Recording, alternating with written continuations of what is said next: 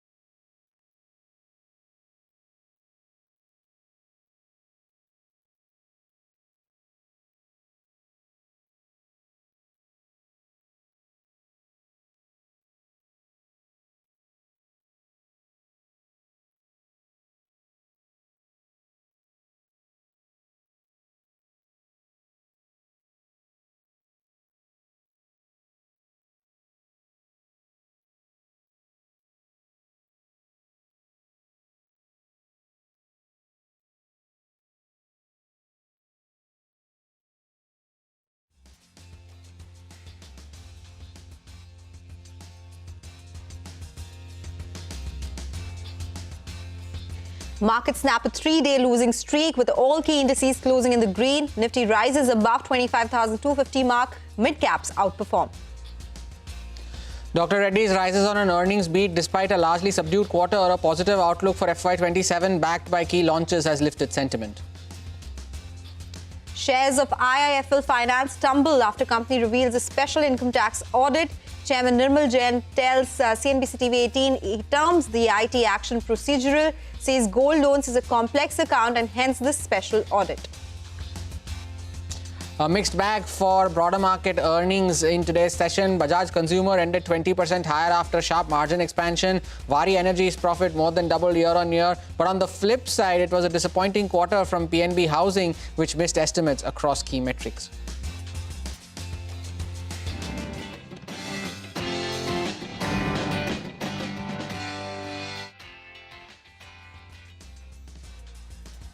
Hello and welcome to Markets Forward, your go-to show where we aim to get you all the key data points to get up for the next trading day. I'm Sonal Bhutra. With me is my colleague Hormiz Patakia. Well, Hormiz, after 3 days of relentless selling that we saw, there was some green on the screen today. Mid-caps outperformed. The Nifty was above the 25,250 mark. And this is after we broke the 25,000 mark, went to the 24,900 mark in last 3 trading sessions. So a lot has happened already. A lot of volatility, a lot of global stories that we are tracking.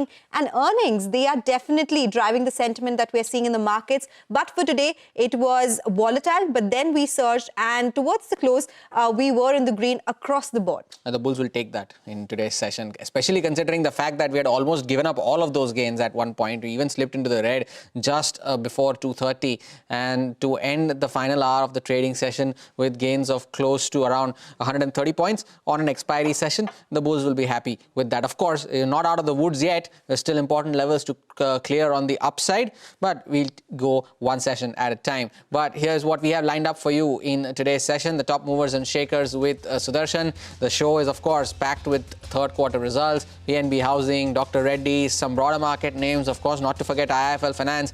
And, of course, we delve into the key events to watch out for going into tomorrow's trading session. Over to Sudarshan now, who is here to tell us all of the movers and shakers in today's session, and I promise you there were a lot of them. Sudarshan. What a day it's been. After all the ups and downs, at the end we can say it's not a bad close. Nifty managed to close around 25,300. So I'll first talk about those stocks which have reacted to earnings, and reaction was positive. So Bajaj Consumer, Rallis India, you can see both these stocks up somewhere in the range of 15 to 20%. Rallis India also saw few upgrades from HSBC. Also, one more brokerage had upgraded that stock. Vari Energies also reacted positively, up more than 9%, and company has said it's going to exceed the EBITDA guidance for FY26. Radico Khaitan and Ujjivan Small Finance Bank also reacted positively to earnings. Both these stocks closed with a gain in the range of 5 to 7%. Now coming to those stocks which have reacted negatively to earnings of Q3 FY26, and on top of the list is IIFL Finance. You can see a downtick of almost 14%. Now earnings were very good. It has beaten the estimates, but IT department's special audit order has taken over the earnings, and that's the reason, while company is saying it's procedural, but the stock is down almost 14%. PNB Housing has missed estimates in Q3 FY26. That's the reason stock has fallen 8%. Eternal, again, earnings are very good, but Dipinder Goyal resigning as CEO weighed on the stock, and now it closed with a cut of almost 3%. Remember, at one point it was up almost 5%. EPAC Prefab and EPAC Durable, both these stocks closed with a cut in the range of 5 to 10% on the basis of earnings for Q3 FY26. Now coming to some of most stocks, Hindustan Zinc and Hindustan Copper have seen downtick after several days of uptick, and the reason is the fall in commodity prices. That's the reason both these stocks have fallen 4% each. Swiggy, tracking the earnings and the corporate action related to Zomato or say Eternal, this stock too has seen a fall and closed with a cut of more than 6%. Indian Bank has come out with the earnings. Earnings are very good. That's the reason you can see an uptick of almost 7%. Credit Access also has reacted positively. Now coming to the PSU banks, some of the PSU banks have reacted positively after the good set of earnings from Indian Bank, Bank of Maharashtra, Canada Bank, Bank of Baroda. All these stocks have seen a gain in the range of 2 to 3%. Lastly, some of the stocks have closed at 52-week close. Kalyan Jewellers continues to see a fall. Today also it was down almost 6%. Sapphire Foods, Devyani International and Lodha, these three stocks also have closed at 52-week close. Okay, all right. Some important names there. Thank you so much, Sudarshan, for bringing us that list. Those were some major movers in markets today. Let's get to specific stock now. Shares of Dr. Reddy's gained after the results beat estimates in an expectedly subdued quarter. The outlook for FY27 is positive, with key drug launches expected to make significant contributions. Ekta Batra is joining us with the report card on what the numbers look like and the outlook going forward. Well, yes, I'll start with what the street really liked for Dr. Reddy's this time round, and it seemed like it was all outside the US. For example, we had India, which was up 19% on a year-on-year basis. NRT, which is basically the nicotine replacement therapy business, was up 25% this quarter. Russia reported its highest ever quarterly revenue, up 51% year-on-year. And for the US business, it came in better than expectations at $329 to $330 million versus estimates of up to around $310 million. the commentary was positive as well. For example, they said US should grow in single digits, other markets in double digits. India around 15 to 16% is a sustainable growth rate over the medium term. NRT business, the company sees strong upside to the earlier single-digit guidance that they had, and 25% is a solid average that they think that they can work with when it comes to margins. That was the guidance for FY27 in terms of margins being maintained at 25%. Now, in terms of key launches, they expect to launch semaglutide in Canada anywhere up till the month of May, so that would be important to track. Separately, they would be launching semaglutide in 80 other countries, inclusive of India, which would be on 21st of March, as well as other big markets such as Brazil by July. Now, we also have the key triggers going forward for Dr. Reddy's, which would be the semaglutide launch, which would be on, the street would watch whether it's on time, as well as the biosimilar pipeline that they have. Brokerages, CLSA has upgraded the stock, Motilal is neutral, HSBC has a buy call, and Citi has a sell. We are also busy with BD. So the composition of the BD, as well as the compositions of the other elements, will determine if it's 20% EBITDA or 25% EBITDA for this kind of period of time. But overall, the 25% that we discuss is very solid average that we always aiming to do. And we are waiting for the response, hopefully with approval. As approval can come anytime from now to May. It's a very important product for India. We will definitely launch in India once the patent is expired, which is in the later part of March. The other markets that will launch the product will be Turkey, Brazil. I'm talking about relatively bigger market. One of the promising earnings reactions in today's session being Dr. Reddy's. Let's bring in our guests on the show, Neeraj Diwan, who's an independent market expert, and Ruchit Jain from Motilal Oswal Financial Services. Gentlemen, good afternoon. Thank you for joining in. Ruchit, to you first. It's been very, very choppy over the last couple of trading sessions on the index. But do you believe that this recovery that you have seen from 24,900 till now is a shorting opportunity, still a sell on rallies market? Your call on the index. Yeah, hi, very good afternoon, Harmas. Very good afternoon to everyone. Well, there seems to be a pullback move. Last couple of trading sessions, what we have seen that the RSI readings were oversold. Index had approached the 200 DMA. No signs of a resumption of that of the uptrend, but I think we should see a pullback towards 25,000, 5,500 kind of levels. Where again, if one has to take a short position, then the risk-reward ratio would become favorable. So not at current levels, but expect another 200 point kind of up move from current levels where market would face resistance again. Okay. Neeraj, let me come to you. We've spoken about markets, and earnings are one of the driving factors that's leading to the moves that we are seeing.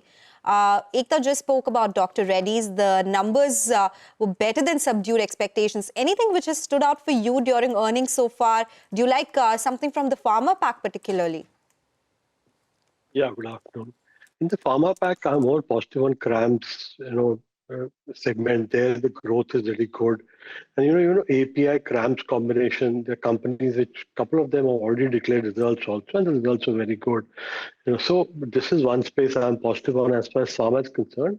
And then to come to the question of results, there have been very good results. I've noticed in the last couple of days also. Like Jindal Stainless, one stock I track, has come out with very good volume growth, margins, EBITDA margins have been good. Radico Khaitan came out with a good set of numbers where their business mix and the volume growth has been in line or slightly more than expectation. And Infosys also, surprisingly from the IT space, the results were decent. So the margins were not as per expectation, but volume and the guidance and the deals that they announced were also quite positive. So they've been a good set of earnings from some of the metal names like Jindal Saw. PSU Banks is one space where we've been positive on, and the numbers have also been very good. So this time around, the expectation was not too huge. And still, some numbers have been good. We've seen stocks reacting to them also very sharply, like we saw in the common wave I just mentioned also. And since you mentioned a lot of these broader market names, Neeraj, there were a lot of these earnings that were reported over market closing yesterday and in today's session as well, be it Vari Energies, Bank of India. Gaurav is joining in with more details on all of this. Gaurav. Well, yes. When we look at the stocks and the reaction on the back of the third quarter's results, first let's talk about Bajaj Consumers, because if you look at the numbers, net profit increased almost by 83% on a year-on-year basis, while on the other hand revenue that also increased almost by 30%.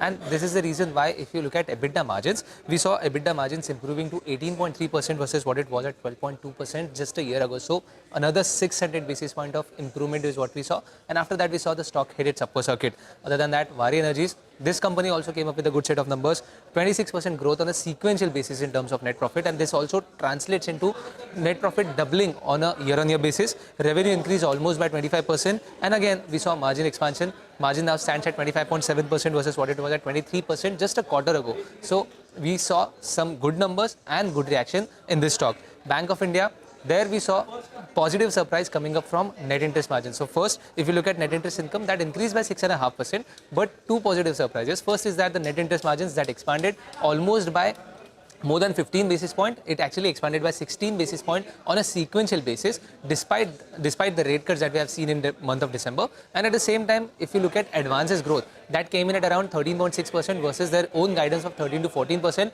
And in fact, the domestic advances grew more than 15% on a year-on-year basis. Lastly, let's talk about PNB Housing. Now, what happened in this stock is that we saw some negative reaction, and the reason was the numbers, because there were three key reasons. First is net interest margins that declined almost by 4 basis points on a sequential basis. Remember, the street was not expecting any decline. They were expecting stable net interest margins. Second is the disbursement number. Now, disbursements actually declined in their affordable segment. And why this was negative is that the affordable segment is the segment where the company is focusing more, and they wanted to increase their share in one of the segments like affordable segment. And the disbursements, because they declined on a year-on-year basis, we saw negative reaction. Let's also not forget that PNB Housing is also going to exit from the F&O from the next series. So that is also something that weighed on the stock. As a result, we saw some sharp reaction and some decline in the stock price today. Okay, all right. Thank you so much, Gaurav, for all these details, but you have to stay with us. Let's talk about IIFL Finance as well. There was a big decline in company stock. They revealed a special income tax audit, but we spoke to the chairman. He termed the IT action as procedural. They said gold loan is a complex account and hence the special audit. First, tell us about it, and then we'll, of course, listen into what he had to say as well. Well, yes, if you look at IIFL Finance, and in fact, if you look at the numbers are actually good for the company for third quarter. AUM growth, that stands at around 38% on a year-on-year basis. And in fact, on a sequential basis, it came in at around 9%. This was specifically led by gold portfolio. Company also mentioned that the gold portfolio has been back to the normal level where we have seen pre-embargo. Other than that, if you look at net interest income, there also we saw a healthy set of numbers, 16% growth on a year-on-year basis. PPOP increased almost by 100%. That means PPOP doubled on a year-on-year basis, and at the same time profit that came at around 500 crores versus what it was at 81 crores just a year ago in the same quarter. So all in all, numbers were good. What if you also look at return on assets? Now they also improved by 30 basis point to 2.5% versus what it was at 2.2% just a quarter ago. But what came in as a negative surprise is the IT audit. Now company said that they have received communication from the IT department directing the company to get the accounts audited for the specified block period. Now this block period that we are assessing is FY19 to FY25 as mentioned in the company's notes to account. And at the same time, if you look at the management commentary, they remain very positive. What management said is that they do not expect any business restriction on the account of IT audit, and they do not see any further liability on the account as well. But all in all, we saw a very sharp reaction, negative reaction before market close. And let's also not forget that IIFL Finance is also one of the stocks which is going to exit from the F&O list. So all in all, given that there were good numbers, but IT audit which came as a negative surprise and the F&O exit, all these actually weighed on the stock price. As we speak and as the market closed, it declined almost by 13%. I think there's a complete misunderstanding. So section 142A is for complex accounts. And in our case, when the gold loan business has more than 6.5 million customers, obviously that requires and this thing is very procedural. As a company, we are 100% confident that there's no further liability we expect on this account. All right, that's clarification coming in from the company. Let's go across to our guest. Neeraj, what do you make of IIFL Finance? The audit is a special audit, but the numbers look different from... the numbers were decent, in fact. What's your take on IIFL Finance or any of the other names from the financial space?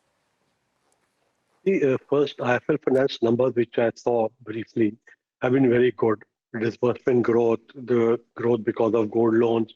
So I think everything else is good about the numbers, but I think you need to get some more detail because the stock is not cheap, even after the correction today. So growth is good. So we need to get some more clarity on this income tax order or whatever procedural thing that has come on the company. We need to get some more details on that. I think barring this, financials is doing very well. That is one segment which has given a good return over the last couple of quarters. So there are continuing to be positive on PSU banks. I think PSU banks are in a good spot. The loan growth is good. And then NIMs have stabilized. They may inch up going further. And, the cost of capital is also coming down, the deposit cost coming down. So PSU banks is one space where I continue to be positive on after this quarter numbers. And barring this, even the private sector banks, which have corrected a lot, you got a decent set of numbers from HDFC Bank. The stock has corrected since the last numbers were declared. So in the large cap private sector banks also, there is opportunity. So private sector banks is where an opportunity lies. Ruchit, very quickly, if you could give us a view on the charts as well for IIFL Finance. There would have been some distortion after the kind of fall that you've seen. Yeah, so I think the stock price has already seen an up move before the numbers. However, in today's fall, the stock has now approached the 200 EMA level, which is around 505, 510. So that remains a crucial level to see if the long-term trends get negated. So 500, 510 would be the crucial support for the stock. Okay, all right, take that point. Neeraj and Richard, thank you so much for joining in today on the show. With that, we'll do one thing. We'll slip into a short break. When we come back, we'll get to the top corporate voices along with the key market events to watch out for on the other side.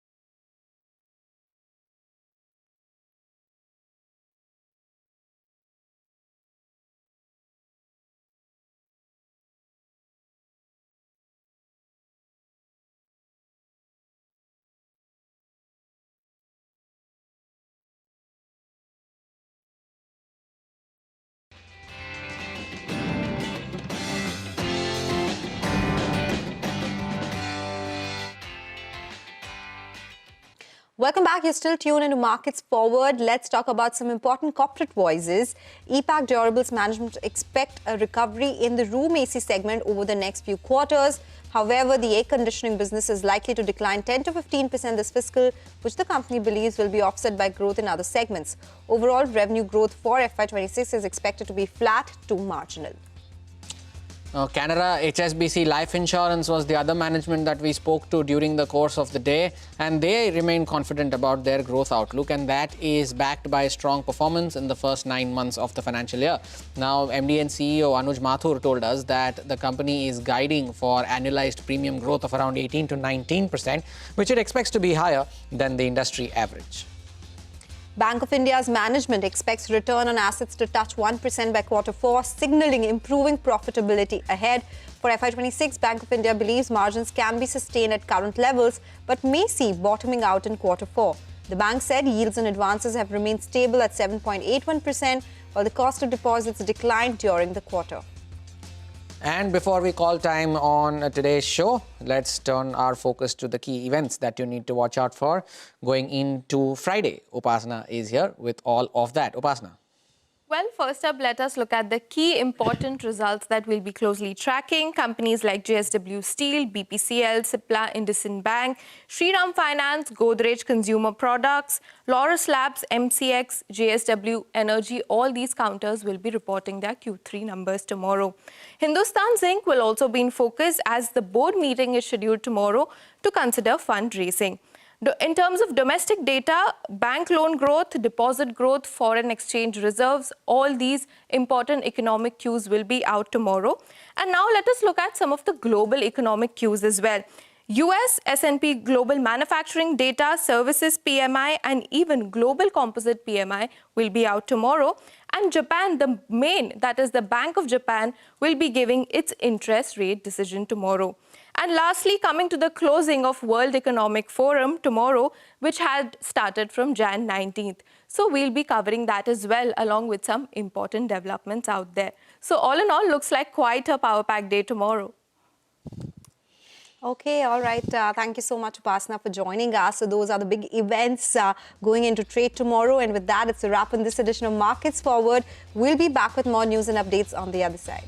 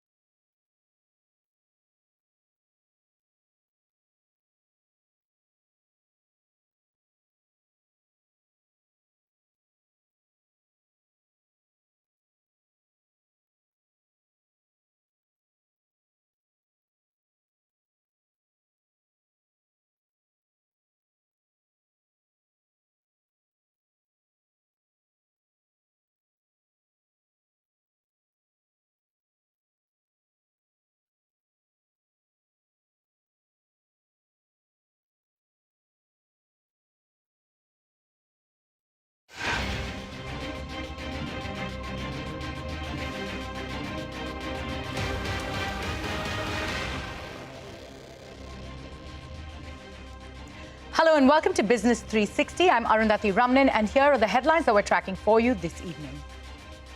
We have a concept of a deal. I think it's going to be a very good deal for the United States, also for them. And we're going to work together on something having to do with the Arctic as a whole. US President Trump backtracks on threats to use military force or tariffs to acquire Greenland, tells CNBC he has a concept of a deal on Greenland which includes rare earth mineral rights but doesn't elaborate